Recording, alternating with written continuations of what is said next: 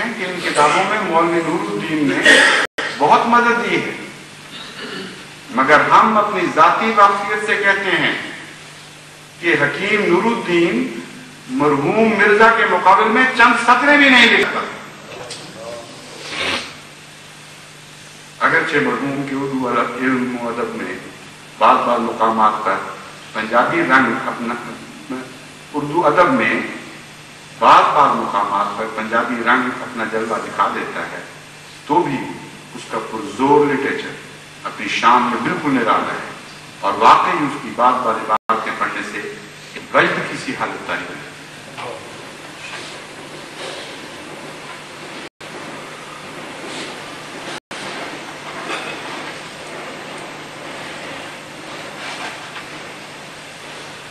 اور تہذیب النسواں لاہور کے سید ممتاز علی صاحب انداز لکھتے ہیں، مرزا صاحب مرحوم نہایت مقدس اور برگزیدہ بزرگ تھے اور نیکی کی ایسی قوت رکھتے تھے جو سخت سے سخت دلوں کو تسخیر کر لیتی تھی۔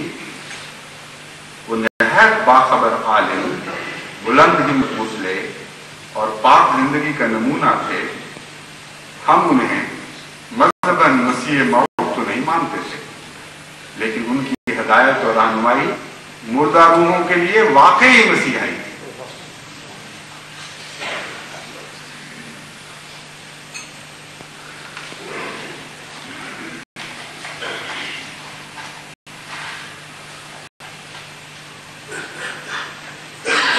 صادق الاخبار ریواڑی لکھتا ہے، مرزا صاحب نے اپنی پرزور تقریروں اور شاندار تصانیف سے مخالفین اسلام کو ان کے لچر اعتراضات کے دندان شکن جواب دے کر ہمیشہ کے لیے ثابت کر دیا اور کر دکھایا ہے کہ حق ہی حق ہے، اور واقعی مرزا صاحب نے حق حمایت اسلام کا کما حق کو ادا کر کے خدمت دین اسلام میں کوئی دقیقہ برداشت نہیں کیا۔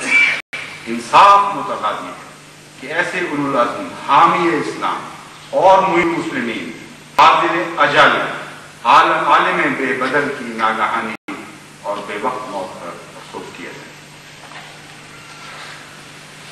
خواجہ حسن نظامی مشہور و معروف لکھنے والے اردو دان خاندان میں سے ایسے جو سارے ہندوستان میں عزت کی نگاہ سے دیکھا جاتا ہے، لکھتے ہیں اور مخالف ہیں نیت کے، تو معیت تو نہیں تھی، لکھتے ہیں میرا غلام احمد صاحب اپنے بہت وقت کے بہت بڑے فاضل بزرگ تھے، آپ کی تصانیف کے مطالعہ اور آپ کے ملفوظات کے پڑھنے سے بہت فائدہ پہنچ رہا ہے، اور ہم آپ کے تباہر علمی اور فضیلت و کمال کا اعتراف کیے بغیر رہ نہیں سکتے۔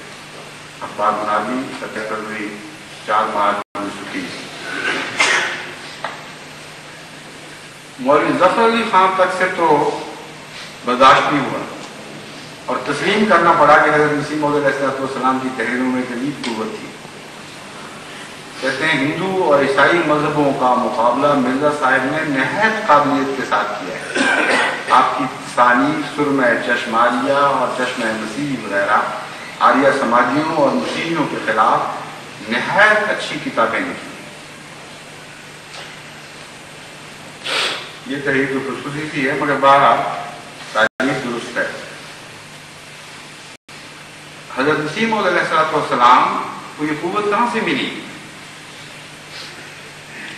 بڑے بڑے عالم لوگ موجود تھے، بڑے بڑے زباندان تھے، انہوں نے بڑی بڑی یونیورسٹیوں میں تعلیمات حاصل کی تھی۔ حضرت مسیح موعود علیہ السلام نے تو گھر میں عام دیہات کے استادوں سے کچھ 2 حرف پڑھنے لکھنے سیکھے تھے۔ کہاں سے یہ قابلیت پیدا ہوئی؟ کہاں سے غیر معمولی قوت اور شوقت پیدا ہوئی؟ حضرت مسیح موعود علیہ السلام سے پوچھتے ہیں تو معلوم ہوتا ہے کہ اپنی طرف اس میں سے ایک ذرہ بھی منسوخ نہیں فرماتے۔ جانتے ہیں کہ میں تھا غریب و بے کس و گمنام و بے کوئی نہ جانتا تھا کہ ہے قاتل، میرے وجود کی بھی کسی کو خبر نہیں، میری تو کچھ بھی نہیں، میرا خدا ہے جو مجھے قوت بخشا ہے، وہی ہے جس نے مجھے بھیجا ہے، وہی میری زبان پر معرف جاری کرتا ہے، وہی میرے قلم میں عظیم قوتیں عطا کرتا ہے، اور ایسے معرف اس سے بہتے ہیں کہ جیسے ملزم کے معرف سے اس کا وابستہ ہو، اور وہ اس سے موتی اگالتا چلا جاتا ہے، یہ ہے نقشہ جو حضرت مسیح موعود علیہ السلام کا اپنے متعلق ہے کہ میں کچھ بھی نہیں، میری ذات کی کوئی حقیقت بھی نہیں ہے، میری تعلیم بھی کچھ نہیں، تم اگر میری تعلیم یا میری ذات کے اوپر ہنستے ہو تو جو چاہو کرو، لیکن جس قادر مطلق، جس خالق کائنات کے ساتھ میرا تعلق ہے، اس پر کیسے ہنسنے کی ضرورت کرو؟ اور یہ تحریریں، یہ کلام ثبوت ہے اس بات کا کہ میرا تعلق سرچشمہ عرفان سے ہے۔ فرماتے ہیں میں بڑے دعوے اور استقلال سے کہتا ہوں کہ میں سچ پر ہوں، اور خدا تعالیٰ کے فضل سے اس میدان میں میری ہی فتح ہے، اور جہاں تک میں دوربین نظر سے کام لیتا ہوں تمام دنیا اپنی سچائی کے تحت اقدام دیکھتا ہوں۔ یہ وہ تحریر ہے جو ان کی نظر میں خصوصی ہے۔ اب آگے چل کے سنیے اس کی شان، اس کی شوق۔ یہ کلام ہی بالکل نرالا ہے، عام انسانی کلام ہے ہی نہیں۔ حقیقت میں اس زبان سے خدا بولتا تھا، تب اس میں ایک عظیم قوت اور عظیم شان پیدا ہوتا تھی۔ جہاں تک میں دوربین نظر سے کام لیتا ہوں تمام دنیا اپنی سچائی کے تحت اقدام دیکھتا ہوں۔ کیسا پیارا، کیسا وجہ اپنی فکر ہے، اور قریب ہے کہ میں ایک عظیم الشان فتح پاؤں۔ کیوں؟ کیونکہ میری زبان کی تائید میں ایک اور زبان بول رہی، اور میرے ہاتھ کی تقویت کے لیے ایک اور ہاتھ چل رہا ہے جس کو دنیا نہیں دیکھتی مگر میں دیکھ رہا ہوں۔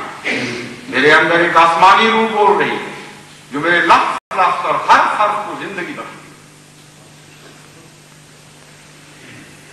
میرے اندر ایک آسمانی روح بول رہی ہے جو میرے لفظ اور ہر حرف کو زندگی بخشتی ہے، اور آسمان پر ایک جوش اور ابال پیدا ہوا ہے جس نے ایک پتلی کی طرح اس مشت خاک کو کھڑا کر دیا۔ ہر یک وہ شخص جس پر توبہ کا دروازہ بند نہیں، ہم قریب دیکھ لے گا کہ میں اپنی طرف سے نہیں ہوں۔ کیا وہ آنکھیں بینا ہیں جو صادق کو شناخت نہیں کر سکتی؟ کیا وہ بھی زندہ ہے جس کو اس آسمانی صدا کا احساس نہیں؟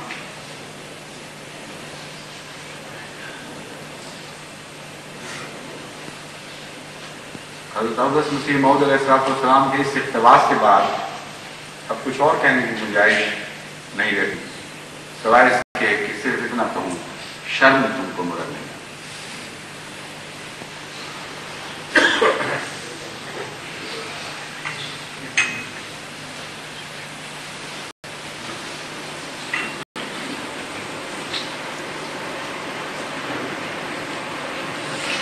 الحمدللہ نحمدہ ونستعینہ ونستغفرہ ونؤمن بہ ونتوکل علیہ ونعوذ باللہ من شرور انفسنا ومن سیئات اعمالنا من یهده اللہ فلا مضل له ومن يضلله فلا هادي له ونشهد ان لا اله الا الله وحده لا شريك له ونشهد ان محمدا عبده ورسوله۔ عباد اللہ رحمکم اللہ، ان اللہ یامر بالعدل والاحسان وایتاء